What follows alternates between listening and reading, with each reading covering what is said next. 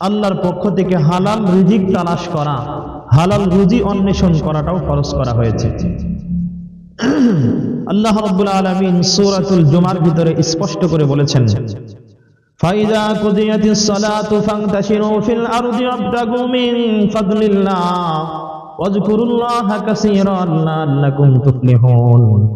রব্বে কারীম আয়াতে কারিমার ভিতরে স্পষ্ট করে বলেছেন, ফাইযা কুদিয়াতিস সালাতু, ও আমার বান্দারা, যখন নামাজ আদায় হয়ে যাবে, নামাজ আদায় যখন শেষ হয়ে যাবে, ওয়াবতাগু মিন ফাদলিল্লাহি ফান্তাশিরু ফিল আরদি, নামাজ আদায়ের পরে তোমরা ঘরের ভিতরে বসে থাকবা না, বরং ফান্তাশিরু ফিল আরদি, জমিনের ভিতরে তোমরা ছড়িয়ে পড়ো, জমিনের ভিতরে তোমরা বিচরণ করো। বিচরণ করার পরে তোমাদের দায়িত্ব আর কর্তব্য হলো ওয়াবতাগু মিন ফাদলিল্লাহ, আমি আল্লাহ তোমাদের জন্য যে রিজিক বরাদ্দ দিয়েছি সেই রিজিক তোমরা তালাশ করো, সেই রিজিক তোমরা অন্বেষণ করো। কার অর্ডার? আল্লাহর অর্ডার, আল্লাহর আদেশ। সূরাতুল জুমার শেষের দিকের আয়াতের ভিতরে আল্লাহ স্পষ্ট বলেছেন, ফাইজা কুজিয়াতিস সালাতু, যখন নামাজ আদায় শেষ, ফান্তাশিরু ফিল আরদি, তোমরা জমিনের ভিতরে ছড়িয়ে পড়ো, জমিনের ভিতরে বিচরণ করো। ওয়াবতাগু মিন ফাদলিল্লাহ, আই মিন রিজকিল্লাহ, এবং আমি আল্লাহ তাআলা তোমাদের জন্য যে রিজিক বরাদ্দ দিয়েছি এই রিজিক তালাশের কাজে তোমরা লিপ্ত হয়ে যাও। ওয়াজকুরুল্লাহা কাসীরা, ও আমার বান্দা বান্দিরা, তোমরা সব সময় আমি আল্লাহর বেশি বেশি জিকির করবা। যদি বেশি বেশি জিকির করতে পারো লাভ কি হবে? লাআল্লাকুম তুফলিহুন, নিশ্চয় তোমরা সফল হয়ে যাবা। সুবহানাল্লাহ বলেন। তাহলে শুধু রিজিক তালাশের ক্ষেত্রে লিপ্ত থাকলেই আমাদের দায়িত্ব আর কর্তব্য আদায় হয়ে যাবে না, বরং আমাদের রিজিক তালাশের পর আরেকটা কাজ আল্লাহ আমাদের দিয়েছেন, সেটার নাম হলো বেশি জিকির করা। ওয়াজকুরুল্লাহা কাসীরা, তুমি যখন দুনিয়াবি হালাল কাজ শুরু করবা তখন তুমি আমার নামে শুরু করবা। বিসমিল্লাহ বলে যদি তুমি তোমার কাজটা শুরু করতে পারো এবং মাঝে মধ্যে যদি তুমি আমি আল্লাহর নাম স্মরণ করতে পারো, তাহলে তোমার পুরা কাজটাকে আমি জিকির হিসাবে সাব্যস্ত করে দিব। সুবহানাল্লাহ বলেন। এভাবে যদি জিকির করতে পারি আর হালাল রিজিক যদি অন্বেষণ করতে পারি, হালাল রিজিকের তালাশে যদি আমি আপনি মগ্ন থাকি, আল্লাহ বলেন লাআল্লাকুম তুফলিহুন, নিশ্চয় তোমরা সফল হয়ে যাবা। সুবহানাল্লাহ বলেন। তাহলে হালাল রিজিক অন্বেষণ করা এটা আল্লাহর পক্ষ থেকে আমাদের উপরে কি ফরজ। হারাম থেকে বেঁচে থাকতে হবে এবং হালাল রুজি তালাশে আমাদের চেষ্টা করতে হবে। সম্মানিত হাজিরিন, সূরাতুল মুমিনুনের পঠিত আয়াতে কারিমার ভিতরে আল্লাহ তাআলা একদম বাবা আদম ও আলা নবিয়িনা আলাইহিস সালাতু ওয়াস সালাম থেকে নিয়ে শুরু করে আমাদের নবী আকায়ে নামদার তাজেদারে মদিনা জনাবে মুহাম্মদুর রাসূলুল্লাহ সাল্লাল্লাহু আলাইহি সাল্লাম পর্যন্ত যত নবী পয়গম্বর এসেছেন প্রত্যেকটা নবীকে উদ্দেশ্য করে আল্লাহ স্পষ্ট বলেছেন, ইয়া আইয়ুহার রাসূল, হে আমার রাসূলগণ, কুলু মিন তাইয়্যিবাতি, তোমরা হালাল খাবার ভক্ষণ করো, হালাল জিনিস তোমরা ভোগ করো। ওয়ামালু সালিহা, হালাল রিজিক খাওয়ার পরে, হালাল খাবার খাওয়ার পরে তোমাদের আরেকটা কর্তব্য হলো ওয়ামালু সালিহা, তোমরা নেক কাজ করো। তাফসীরের ভিতরে এসেছে আর রিজকুল হালালু আউনুন লাকা আলা আমালিস সালিহিন, কোন বান্দা বান্দি যদি হালাল রিজিক আহার করতে পারে, হালাল খাবার যদি ভক্ষণ করতে পারে, তাহলে এর বদৌলতে আল্লাহ তাআলা তার বেশি বেশি নেক আমল করার সুযোগ তৈরি করে দিবেন। সুবহানাল্লাহ বলেন। এই জন্য আল্লাহ তাআলা প্রত্যেকটা পয়গম্বরকে উদ্দেশ্য করে বলেছেন রাসূলের বহু বচন, এক বচন ব্যবহার করেন নাই। শুধু আমাদের নবী সাল্লাল্লাহু আলাইহি সাল্লামের উপরে কোরআন নাজিল হয়েছে এই জন্য শুধু নবীকে টার্গেট করে আল্লাহ আয়াত নাজিল করেছেন এমনটা নয়, বরং প্রত্যেকটা রাসূলকে এই আয়াতে কারিমার ভিতরে রাসূল শব্দের ভিতরে আল্লাহ অন্তর্ভুক্ত করে অর্ডার দিয়েছেন, কুলু মিনাত তাইয়্যিবাত, তোমরা হালাল রিজিক ভক্ষণ করো। ওয়া আমালু সালিহা, এরপরে নেক কাজ করো। ইন্নী বিমা তা'মালুনা আলিম, নিশ্চয় তোমরা দুনিয়াতে যে আমল করো এই আমল সম্পর্কে আমি আল্লাহ খুব ভালোভাবে অবগত আছি। আল্লাহু আকবার বলেন। আমাদের প্রত্যেকটা কাজ আল্লাহ খুব ভালোভাবে কি করেন জানেন। সম্মানিত হাজিরিন, এবার নবীজি সাল্লাল্লাহু আলাইহি ওয়াসাল্লামের হাদিস থেকে আমরা জানবো এবং শুনবো যে হালাল রিজিক তালাশ করার গুরুত্ব কতটুকু এবং হালাল রিজিক অন্বেষণ করার ফায়দা কি? ওয়ানিল মিকদাদ ইবনে মাদি কারুবা রাদিয়াল্লাহু তাআলা আনহু আন্নাহু قال নবীজি সাল্লাল্লাহু আলাইহি ওয়াসাল্লামের বিশিষ্ট সাহাবী হযরতে মিকদাদ ইবনে মাদি কারুবা রাদিয়াল্লাহু তাআলা আনহু থেকে বর্ণিত হাদিস তিনি বলেন قال রাসূলুল্লাহ সাল্লাল্লাহু আলাইহি ওয়াসাল্লাম প্রিয় নবীজি মুহাম্মদুর রাসূলুল্লাহ সাল্লাল্লাহু আলাইহি ওয়াসাল্লাম বলেছেন মা আকালা আহাদুন তুআমান কাত্তু খায়রাম মিন আইয়াকুলা মিন আমালি ইয়াদাইহি একজন বান্দা যদি সে তার নিজ হাতে হালাল রিজিক অন্বেষণ করতে পারে তাহলে এর থেকে উত্তম আমল আর হতে পারে না। সুবহানাল্লাহ বলেন। একজন বান্দা যদি হালাল রিজিক অন্বেষণ করে, হালাল রিজিক যদি সে উপার্জন করে এবং হালাল রিজিক যদি সে ভক্ষণ করতে পারে, নবী আলাইহিস সালাতু ওয়াস সালাম বলেন এটাই তার জন্য সবথেকে উত্তম এবং শ্রেষ্ঠ আমল। সুবহানাল্লাহ জোরে বলেন। এরপরে নবী আলাইহিস সালাতু ওয়াস সালাম বলেছেন ওয়া ইন্না নাবিয়াল্লাহি দাউদ আলাইহিস সালাতু ওয়াস সালাম, আর আল্লাহর একজন জলিলুল কদর নবী হযরত দাউদ আলাইহিস সালাতু ওয়াস সালামের কথা নবীজি সাল্লাল্লাহু আলাইহি ওয়াসাল্লাম বলেছেন যে নিশ্চয় আল্লাহর নবী দাউদ কানা ইয়াকুলু মিন আমালি ইয়াদাইহি, তিনি নিজ হাতে উপার্জন করে ভক্ষণ করতেন, রিজিকের ব্যবস্থা করতেন। সুবহানাল্লাহ বলেন। তাহলে হালাল রিজিক এটা স্বহস্তে উপার্জন করতে হবে, নিজে উপার্জন করতে হবে। কেননা নবী আলাইহিস সালাতু ওয়াস সালাম বলেন আল্লাহর একজন প্রিয় নবী ছিল যার নাম হলো হযরত দাউদ পয়গম্বর, তিনি নিজ হাতে উপার্জন করতেন এবং সেটা ভক্ষণ করতেন। সুবহানাল্লাহ ওয়া বিহামদিহি। وفي رواية للبخاري বুখারী শরীফের অপর বর্ণনা এসেছে قال رسول الله صلى الله عليه وسلم, আমার আপনার প্রিয় নবীজি মুহাম্মদ রাসূলুল্লাহ সাল্লাল্লাহু আলাইহি ওয়াসাল্লাম বলেছেন ইন্না আহাব্বাস সিয়ামি ইলাল্লাহি সিয়ামু দাউদা, নিশ্চয় যত নফল রোজা আছে সমস্ত নফল রোজার মধ্যে হযরতে দাউদ আলাইহিস সালাতু ওয়াস সালামের রোজাটা হলো আল্লাহর কাছে সবথেকে বেশি পছন্দনীয়। সুবহানাল্লাহ বলেন। ওয়াহাব্বাল কিয়ামি ইলাল্লাহি কিয়ামু দাউদা, আর মানুষ রাত জেগে যত আল্লাহর ইবাদত করে তন্মধ্যে সবথেকে হযরতে দাউদ আলাইহিস সালাতু ওয়াস সালামের রাত জেগে ইবাদত করাটা আল্লাহর কাছে সবথেকে দামি এবং প্রিয়। সুবহানাল্লাহ বলেন। দুইটা বিষয়, এক নম্বর ইন্না হাব্বাস সিয়ামি ইলাল্লাহি সিয়ামু দাউদা, আমি আপনি যত নফল রোজা পালন করি সমস্ত নফল রোজার মধ্যে ওই রোজাটা উত্তম যে রোজাটা হযরত দাউদ আলাইহিস সালাতু ওয়াস সালামের ছিল। এবং আমি আপনি যদি রাত্রি জাগরণ করে যদি ইবাদত করতে পারি, নবীজি বলেন সমস্ত নফল নামাজ থেকে, রাতের নফল নামাজ থেকে উত্তম হলো ওই নামাজ যে নামাজটা হযরত দাউদ আলাইহিস সালাতু ওয়াস সালামের ছিল। তার অভ্যাস কি ছিল? কানা ইয়ানামু নিসফাল লাইলি, হযরত দাউদ আলা নবিয়িনা আলাইহিস সালাতু ওয়াস সালামের অভ্যাস ছিল সে গোটা রাতের ভিতরে অর্ধেক রাত তিনি ঘুমাইতেন। ওয়া ইয়াকুমু সুলুসাহু, রাতের এক তৃতীয়াংশ তিনি রাত জেগে জেগে রব্বে কারীমের ইবাদতে মগ্ন থাকতেন। সুবহানাল্লাহ বলেন। ওয়া ইয়ানামু সুদুসাহু, এবং রাতের এক ষষ্ঠাংশ, 6 ভাগের 1 ভাগ আবার তিনি ঘুমিয়ে যেতেন।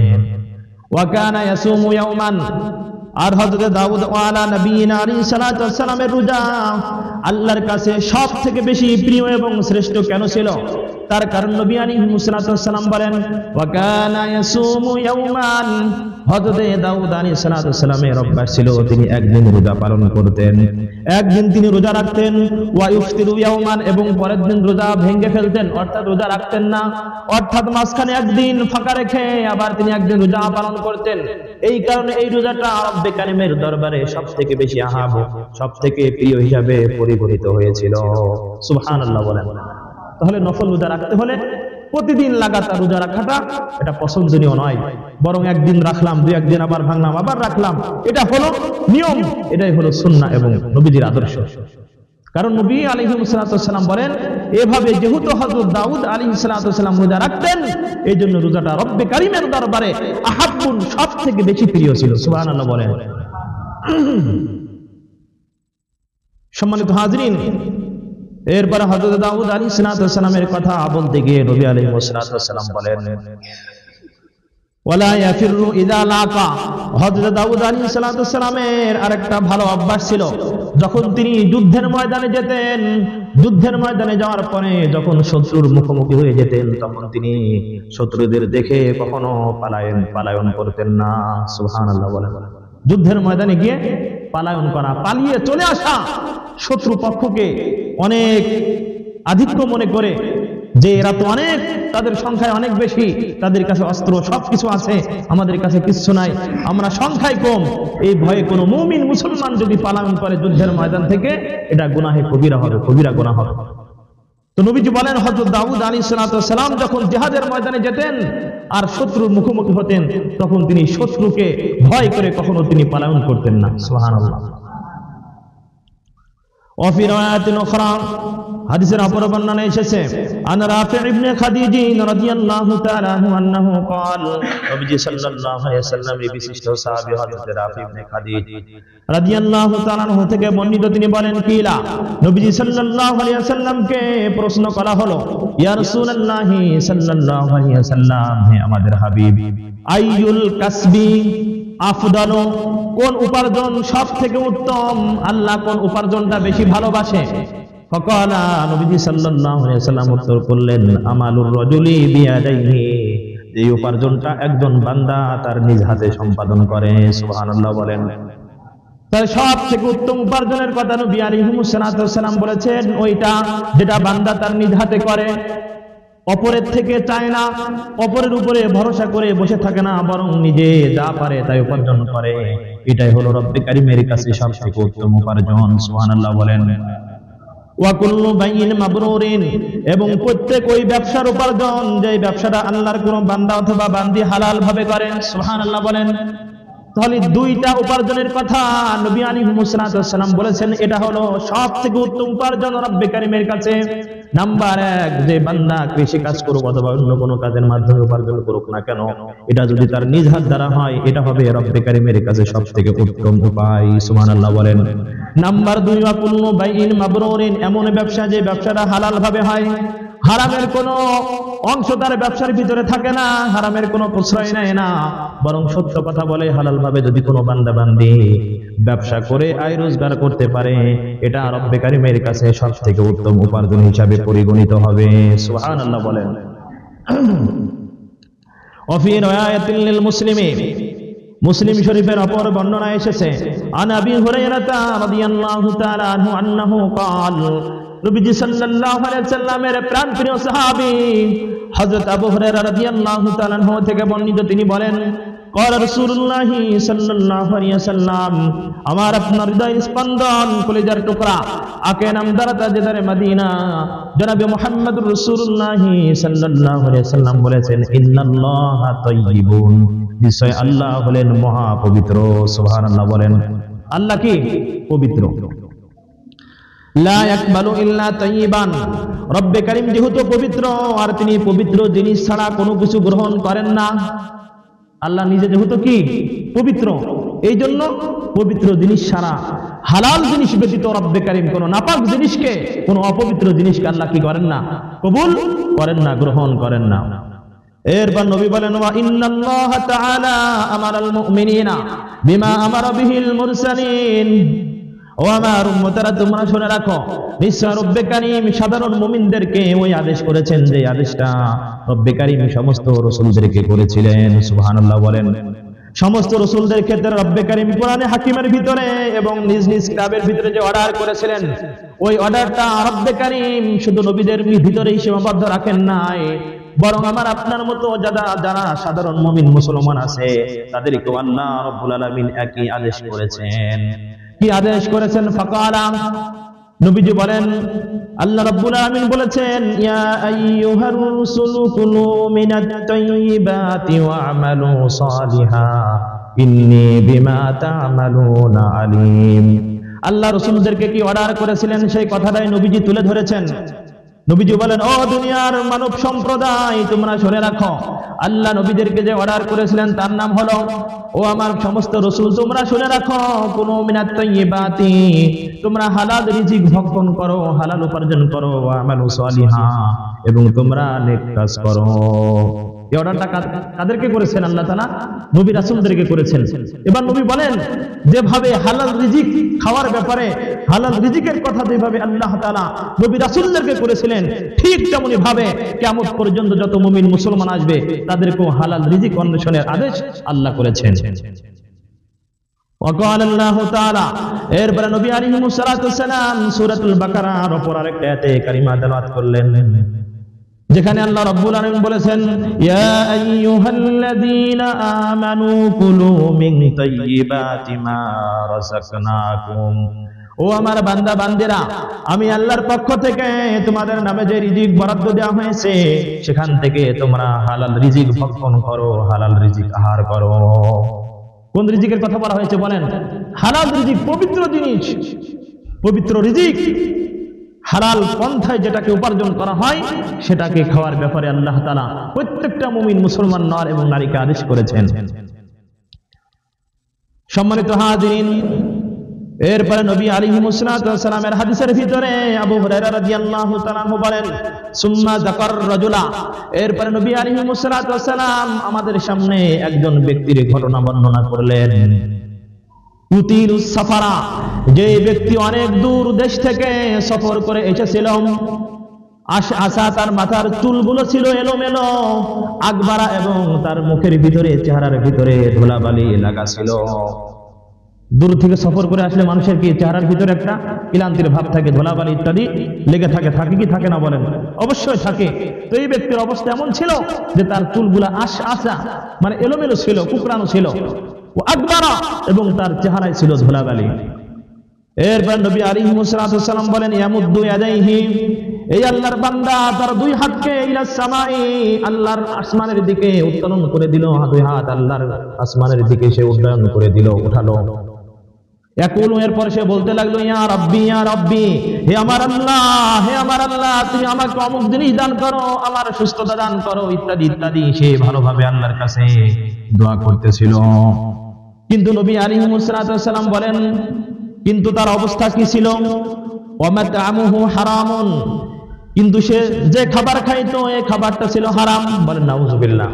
ওয়া মাশরাবুহু হারামুন, এবং সে যে পানি পান করত সেই পানিটাও ছিল হারাম, বলেন নাউযুবিল্লাহ। ওয়া মালবাসু হারামুন, এবং তার শরীরে যে পোশাক পরিধানরত অবস্থায় ছিল, তার শরীরের ভিতরে যে পোশাক ছিল এই পোশাকটাও ছিল হারামের টাকায় কিনা, নাউযুবিল্লাহ বলেন।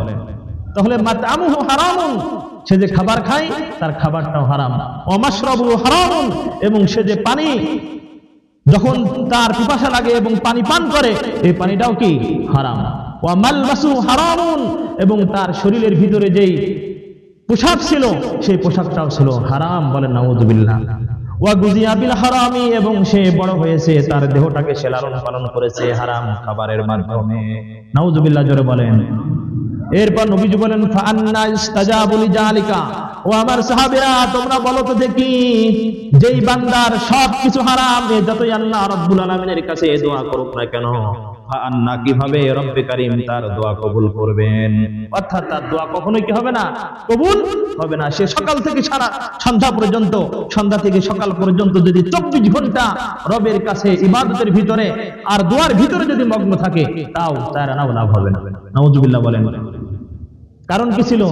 তার খাবার, পোশাক, পানীয় ইত্যাদি সবকিছু হারাম জিনিস থেকে ছিল, যার কারণে নবী বলেন, এ তো আল্লাহর কাছে দুই হাত বাড়িয়ে দোয়া করতেছে, ফাআন্না, কিভাবে ইস্তাজাবু লিযালিক, তার হারামের কারণে দোয়া কবুল করা হবে?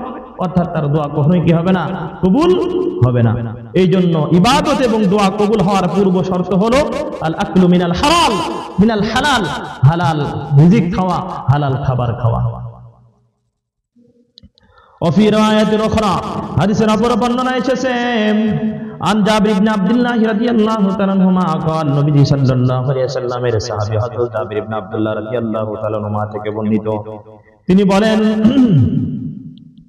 যুকিরা ইনদা রাসূলিল্লাহি সাল্লাল্লাহু আলাইহি ওয়াসাল্লাম রাজুলুন, একদিন নবী আলাইহিস সালাতু ওয়াস সালামের কাছে এমন একজন ব্যক্তির আলোচনা করা হইতেছিল, বিল ইবাদাতি ওয়া ইজতিহাদিন, যেই ব্যক্তি সবসময় ইবাদতের ভিতরে লিপ্ত থাকতো এবং সাধনায় মগ্ন থাকতো। যুকিরা ইনদা রাসূলিল্লাহি সাল্লাল্লাহু আলাইহি ওয়াসাল্লাম রাজুলুন, একদিন নবীজি সাল্লাল্লাহু আলাইহি সাল্লামের কাছে এমন একজন ব্যক্তির কথা উল্লেখ করা হলো, তুলে ধরা হলো, যে ব্যক্তি কি করতো সবসময় বিল ইবাদাতি, ইবাদতে মগ্ন থাকতো, ওয়া ইজতিহাদিন এবং সাধনায় ব্যস্ত থাকতো, ওয়া যুকিরা আখারু বিররিয়াতি এবং আরেকজন এমন ব্যক্তির কথা নবীজির কাছে তুলে ধরা হলো, যে ব্যক্তি শুধু হারাম জিনিস থেকে বিরত থাকতো, আল্লাহর ভয় তার অন্তরে ছিল, কোনো হারাম জিনিস সে খেত না, হারাম জিনিস থেকে গুনাহ থেকে সে বিরত থাকতো। এ কথা বলার পরে ফাকালা নবীজি সাল্লাল্লাহু আলাইহি সাল্লাম বললেন, লা তাদিলু বিররিয়াতি, যে ব্যক্তি হারাম থেকে বেঁচে থাকে এর মতো উত্তম আমল আর কারোর হতে পারে না। সুবহানাল্লাহ বলেন। ইয়ানি আল ওয়ারাউ, অর্থাৎ ক্ষুধাভীরতা যার অন্তরের ভিতরে আছে এর মতো আমল আর দ্বিতীয় কোনো ব্যক্তির হতে পারে না। সুবহানাল্লাহ বলেন। তাহলে একজন যদি হালাল রিজিক খায়, হালাল রিজিক খাওয়ার পরে তার ইবাদতটা যদি স্বল্প হয়, স্বল্প ইবাদতের উদ্দেশ্য হলো শুধুমাত্র ফরায়েজ, ওয়াজিবাত, সুনান, অর্থাৎ আল্লাহর ফরজ বিধানগুলো মানে, ওয়াজিব যেগুলো আছে বেতের নামাজ ইত্যাদি ইত্যাদি এগুলা মানে এগুলা পালন করে, এবং নবীজির সুন্নাত যেগুলো আছে, সুন্নত নামাজ বিশেষ করে যেগুলো আছে এগুলা ঠিকঠাক মতো যারা মানে, নবীজি বলেছেন এই ব্যক্তি ওই ব্যক্তির উত্তম, ওই ব্যক্তি থেকে উত্তম যে হাজারো ফরজ তো পালন করে, ওয়াজিবও পালন করে, সুন্নত, মুস্তাহাব, নফল ইত্যাদি এমন কোন ইবাদত নাই যে সে করে না, কিন্তু তার সম্পর্ক হারামের সাথে। সম্পর্ক কার সাথে? হারামের সাথে। নবীজি বলেন এর থেকে ওই আগের ব্যক্তি কোটি গুণ উত্তম এবং শ্রেষ্ঠ। সুবহানাল্লাহ বলেন। وفي رواية أخرى, হাদিসের অপর বর্ণনায় এসেছে নবী আলাইহিস সালাতু ওয়াস সালামের সাহাবী হযরত আব্দুল্লাহ ইবনে মাসউদ রাদিয়াল্লাহু তাআলা থেকে বর্ণিত, তিনি বলেন, ক্বালা রাসূলুল্লাহ সাল্লাল্লাহু আলাইহি ওয়াসাল্লাম, আমার আপনার প্রিয় নবীজি বলেছেন, লা ইয়াকসিবু আবদুল মালা হারামিন ফায়াতাসাদ্দাকু মিনহু ফালা ইউকবালু মিনহু, আল্লাহর কোন বান্দা যদি হারাম উপার্জন করে আর এই উপার্জিত হারাম জিনিস থেকে যদি সে আল্লাহর রাস্তায় কোনো কিছু দান সাদকা করে, ফালা ইউকবালু মিনহু, তাহলে রব্বে কারীম তার এই দান সাদকাকে কখনোই কবুল আর মঞ্জুর করবেন না। বলেন নাউযুবিল্লাহ। ওয়া ইউনফিকু মিনহু, এবং সে যদি তার হারাম উপার্জন মাল থেকে, সম্পদ থেকে পরিবারের জন্য খরচ করে, তাদের জন্য বলেন পরিবারের জন্য, সংসার চালানোর কাজে যদি সে ব্যয় করে, নবী বলেন ফালা ইউবারাকু লাহু ফীহি, তাহলে তার এই খরচের ভিতরে, তার উপার্জনের ভিতরে আল্লাহর পক্ষ থেকে কোনো বরকত দেওয়া হবে না। নাউযুবিল্লাহ বলেন। এরপর নবী বলেন ওয়ালা ইয়াতুকুহু খালফা যাহরিহি ইল্লা কানা যাদাহু ইলান নার, আল্লাহর কোন বান্দা যদি হারাম উপার্জিত সম্পদ রেখে যদি সে মারা যায়, আর এই সম্পদগুলা যদি তার পরিবারের লোকজন ভক্ষণ করতে থাকে, পরিবারের লোকজন যদি ভোগ করতে থাকে, তাহলে হারাম সম্পদ রেখে যাওয়ার কারণে, হারাম উপার্জিত মাল রেখে যাওয়ার কারণে এই মালগুলাই তার জাহান্নামে দেওয়ার পুঁজি হবে। নাউযুবিল্লাহ বলেন। তাহলে হালাল হারাম উপার্জনের সম্পদ রেখে যদি কোনো বান্দাবান্দি মারা যায়, নবীজি স্পষ্ট বলেছেন ইল্লা কানা যাদাহু ইলান নার, তার হারাম উপার্জিত সম্পদটাই তার জাহান্নামে যাওয়ার মূল পুঁজি হয়ে দাঁড়াবে। নাউযুবিল্লাহ বলেন। এই জন্য সর্বপ্রকারের হারাম জিনিস থেকে, হারাম উপার্জন থেকে আমাকে আপনাকে পরিপূর্ণ পরহেজ আর বিরত থাকতে হবে। আল্লাহ তৌফিক দান করুক, বলেন আমিন। হাদিসের অপর বর্ণনায় এসেছে ওয়ান আতিয়াত আল আনসারী রাদিয়াল্লাহু তাআলা আনহু قال, নবী সাল্লাল্লাহু আলাইহি ওয়াসাল্লামের সাহাবী হযরত আতিয়া আল আনসারী রাদিয়াল্লাহু তাআলা আনহা থেকে বর্ণিত, তিনি বলেন قال রাসূলুল্লাহ সাল্লাল্লাহু আলাইহি ওয়াসাল্লাম, আমার আপনার প্রিয় নবীজি মুহাম্মদ রাসূলুল্লাহ সাল্লাল্লাহু আলাইহি ওয়াসাল্লাম বলেছেন, লা ইয়াকুনুল আবদু আই ইয়াকুনা মিনাল মুত্তাকিন, কোন বান্দা অতক্ষণ পর্যন্ত মুত্তাকি এবং পরহেজগার বান্দাদের অন্তর্ভুক্ত হতে পারবে না, হাত্তা ইয়াদা মা লা বাসা বিহি, যতক্ষণ না পর্যন্ত ওই জিনিস থেকে যে বিরত রাখে, ওই জিনিস থেকে সে বিরত না থাকবে যে জিনিসটার ব্যাপারে সন্দেহ এবং সমস্যা রয়েছে, যে জিনিসের ব্যাপারে কি রয়েছে? সন্দেহ এবং সমস্যা রয়েছে। হিজরান লিমা বিহি বাসুন, এই ভয়ে যে আমি যদি এই কাজটা করি তাহলে হারাম হয়ে যাওয়ার আশঙ্কা রয়েছে, অর্থাৎ হারামের আশঙ্কায় কোনো ব্যক্তি সমস্যাগ্রস্ত জিনিস, সন্দেহযুক্ত জিনিস থেকে যদি বিরত থাকে, তাহলে নবীজি সাল্লাল্লাহু আলাইহি সাল্লাম বলেন সে আল্লাহর মুত্তাকি এবং পরহেজগার বান্দাদের অন্তর্ভুক্ত হতে পারবে। সুবহানাল্লাহ বলেন। আর যদি সে সন্দেহযুক্ত জিনিস থেকে বিরত না থাকতে পারে, তাহলে সে কখনোই আল্লাহর মুত্তাকি এবং পরহেজগার বান্দাদের অন্তর্ভুক্ত হতে পারবে না। নাউযুবিল্লাহ বলেন। وفي رواية أخرى হাদিসের অপর বর্ণনায় এসেছে আন আব্দুল্লাহ ইবনে উমর রাদিয়াল্লাহু তাআলা আনহুমা قال নবীজি সাল্লাল্লাহু আলাইহি ওয়াসাল্লামের প্রিয় সাহাবী হযরত আব্দুল্লাহ ইবনে উমর রাদিয়াল্লাহু তাআলা আনহুমা থেকে বর্ণিত হাদিস, তিনি বলেন মান ইশতারা সাওবান, কোন আল্লাহর বান্দা অথবা বান্দি যদি একটা কাপড় ক্রয় করে বিআশারাতি দারাহিমা, 10 টাকা দিয়ে, কয় টাকা দিয়ে বলেন, 10 টাকা দিয়ে আল্লাহর কোন বান্দার বান্দি যদি একটা কাপড় ক্রয় করে ওয়া ফিহি হারামু ওয়া ফিহি দিরহামু হারামিন, আরে 10 টাকার ভিতরে শুধুমাত্র কেবলমাত্র 1 টাকা যদি হারাম থাকে, কয় টাকা বলেন, কয় টাকা, 1 টাকা যদি শুধু হারাম থাকে। আব্দুল্লাহ ইবনে ওমর বলেন লাম ইয়াকবালিল্লাহু তাআলা লাহু সালাতান মা দামা আলাইহি, তাহলে তার শরীরের ভিতরে এই হারামের কিনা, হারাম টাকা দিয়ে কিনা কাপড়টা যতদিন পর্যন্ত থাকবে ততদিন পর্যন্ত রব্বে কারীম তার 1 ওয়াক্ত নামাজ কবুল আর মঞ্জুর করবেন না। নাউযুবিল্লাহ বলেন। 10 টাকার ভিতরে হারাম কয় টাকা? শুধুমাত্র 1 টাকা। এটাও যদি কোনো বান্দা বান্দি করে, নবীজি বলেন, নবীজির সাহাবী হযরত আব্দুল্লাহ ইবনে উমর রাদিয়াল্লাহু তাআলা আনহু বলেন লাম ইয়াকবালিল্লাহু তাআলা, আল্লাহ তাআলা কবুল করবেন না লাহু, তার সালাতান নামাজ মাদাম আলাইহি, এই পোশাক যতদিন তার শরীরের ভিতরে থাকবে। নাউযুবিল্লাহ মিন যালিক। 1 টাকার যদি এই পাওয়ার হয়, তাহলে যারা অসংখ্য গণিত সুদ ঘুষের সাথে জড়িত তাদের অবস্থা কোথায়, আজকে আমাদের চিন্তার বিষয়। আল্লাহ আমাদের এই সমস্ত হারাম থেকে বিরত থাকার তৌফিক দান করুক, বলেন আমিন। সম্মানিত হাজিরিন, এরপরে নবী আলাইহিস সালাতু ওয়াস সালামের এমন একটি হাদিস আপনাদের সামনে উল্লেখ করব, যে হাদিসের ব্যাপারে মুহাদ্দিসগণ বলেছেন ইসলামের মূল ভিত্তি যতগুলো হাদিসের উপরে রাখা হয়েছে এই হাদিসটা তার অন্যতম। সুবহানাল্লাহ বলেন। সহিহ মুসলিমের ভিতরে এসেছে হাদিসটা। عن ابي هريره رضي الله تعالى عن النعمان بن بشير رضي الله تعالى عنه انه قال نبي صلى الله عليه وسلم الصحابي হযরত নোমান বিন বশীর রাদিয়াল্লাহু তাআলা আনহু থেকে বর্ণিত, তিনি বলেন قال رسول الله صلى الله عليه وسلم, নবীজি সাল্লাল্লাহু আলাইহি ওয়াসাল্লাম বলেছেন আল হালালু বাইয়িনুন, আল্লাহর পক্ষ থেকে যত জিনিস হালাল করা হয়েছে সকল হালাল জিনিসগুলো সুস্পষ্ট। ঠিক কিনা বলেন? আমরা যে খাবার খাই, ভাত খাই, রুটি খাই, মাংস খাই, গোশত খাই ইত্যাদি, এগুলা হালাল না হারাম? হালাল না হারাম? একটা পাগলও বলতে পারবে এগুলা হালাল। ঠিক কিনা বলেন? কারণ এগুলা যে হালাল, এই ঘোষণা কার পক্ষ থেকে আসছে? আল্লাহর পক্ষ থেকে আসছে। ওয়াল হারামু বাইয়িনুন, এরপরে নবী আলাইহিস সালাতু ওয়াস সালাম বলেন হালাল যেমনটা সুস্পষ্ট, ঠিক তেমনি ভাবে রব্বে কারীমের পক্ষ থেকে হারামটাও স্পষ্ট করে বর্ণনা করে দেওয়া হয়েছে। শুয়োর, কুকুর, এগুলার গোশত ভক্ষণ করা, খাওয়া হালাল না হারাম? একটা পাগলকে যদি শুয়োরের গোশত দেওয়া হয়, খাবে সে? কারণ কি বলেন তো? তার মস্তিষ্কের মেমোরির ভিতরে সেপ আছে, আল্লাহর পক্ষ থেকে তার মস্তিষ্কের ভিতরে ঢেলে দেওয়া হয়েছে যেটা নাপাক, এটা হারাম, এটা খাওয়া যাবে না। ঠিক কিনা বলেন? তো হালাল স্পষ্ট, হারামটাও স্পষ্ট। এরপর নবী কি বলেন শোনেন, ওয়া বাইনাহুমা মুশতাবিহাতুন, এই হালাল আর হারামের মাঝে অনেকগুলা সন্দেহযুক্ত জিনিস রয়ে গেছে, সামঞ্জস্যপূর্ণ জিনিস রয়ে গেছে।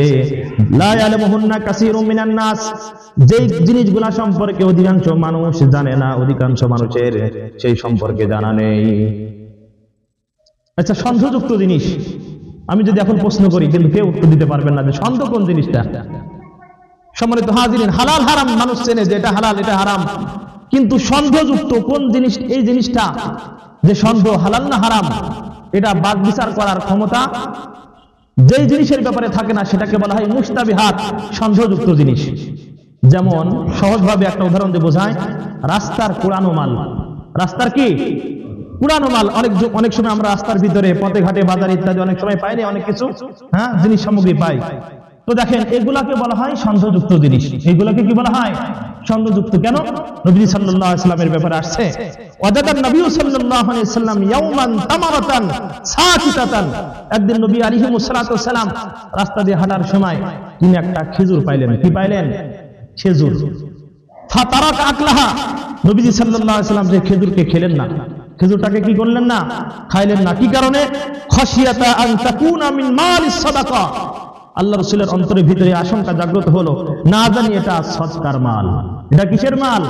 সদকার মাল। এখন পড়ে রয়েছে, এখন এটা আসলেই সদকার মাল নাকি এমনি গাছ থেকে কোনো মানুষের অসতর্কতার কারণে পড়ে আছে, এই ব্যাপারে সন্দেহ আছে কিনা বলেন?